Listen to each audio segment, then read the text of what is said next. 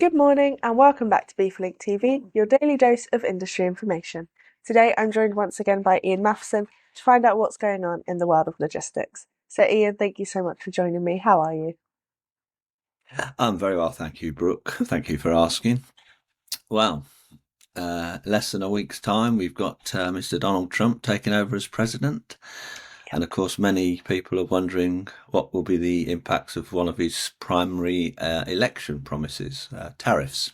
It's pretty clear that the Trump administration will take a different tact to trade policy than the Biden administration, and what that approach is and what impact it might have on international supply chains remains to be seen. But I think your members had better keep a close eye on this one. Yeah, I'm sure that'll be a topic of conversation for quite a long time, won't it? Indeed, yes. One thing that's perhaps a bit more certain is the good news we got last week when there was a tentative deal reached in the US East Coast and Gulf Coast port labour talks. The International Longshoremen's Association and the United States Maritime Alliance agreed on terms for a new 6-year contract just a week before their master contract was set to expire on January the 15th this week.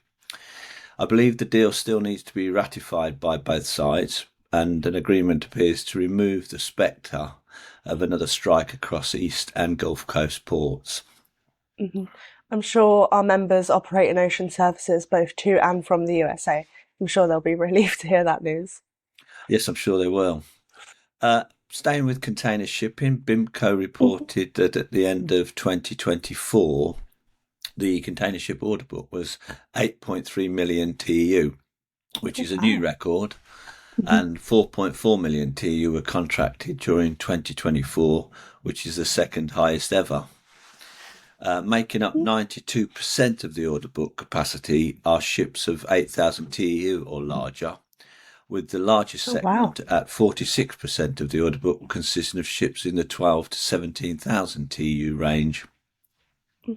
So obviously that's a lot of extra tonnage coming to the market over the next couple of years. Yes, it certainly is, and there's a lot of debate about whether or what impact it will have on rates and stuff like that.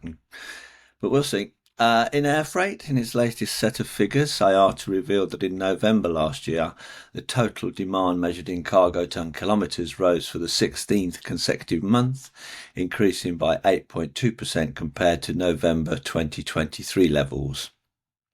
IATA also forecast that the air cargo volume growth will be halved in 2025, but said that it should still be a good year for carriers as a result of the continued ocean shipping delays, tight freighter capacity, and the strength in cross-border e-commerce, which isn't going anywhere soon. No, I was going to say those factors aren't slowing down anytime soon, are they? No. Across into the road haulage sector, I read an interesting piece this week, or in the last week, that Network Rail is pleading with HGV drivers to know the height of their vehicles after a bridge in Birmingham was struck 3 times in 1 week in early January. Oh, God. Drivers really need to get to grips with the height of their vehicles and proper route planning, and never rely on sat-navs or other apps to be up to date for bridges and height restrictions. Yeah. I hate to say it, Ian, but should have gone to Specsavers, eh? Yeah, indeed. On in regards to the UK's borders, I noticed that new measures have been announced by the government that will target the bank accounts and assets of people smuggling gangs, and they have been welcomed by a lot of groups. And we can only hope that the measures help stop stowaways ending up in lorries. Meanwhile, again, on the subject of borders, the Welsh Government is to set up a multi-stakeholder task force for Holyhead Port, following its closure for over a month as a result of the storm damage in early December last year. The task force, I understand, is designed to help deliver a new strategy for the future of the key Irish gateway, and it will also consider the resilience of sea connections between Wales and Ireland more generally, so that critical transport links can better withstand the challenges that are expected to be forthcoming. And of course, at the time of recording this, if all goes to plan, it looks like it's on track for the port to reopen again this week. So I'm sure our members operating in that area will be pleased to hear that as well. Yeah, last I read it was due to reopen on January the 16th, so a couple of days' time. Yep.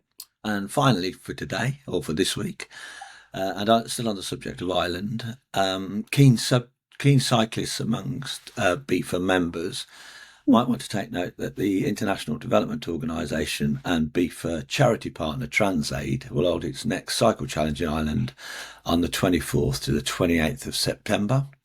I understand that participants will set off from Cork and ride 328 kilometres over 3 days to finish at the centre of Dublin. Any of your viewers can sign up for the event or even get more information by contacting Anna Giavidoni. And I think the contact information we'll put in the panel below. And I'm sure you Yeah. probably fancy saddling up yourself, don't you, Brooke? No, I'll give that one a missy and I'll let you take that one. Thank you for bringing that to our attention, as well as all of the news, as always. Like Ian said, the links to all of the articles we've discussed today will be in the description below. Thank you so much for watching today's edition of BIFA Link TV, your daily dose of industry information.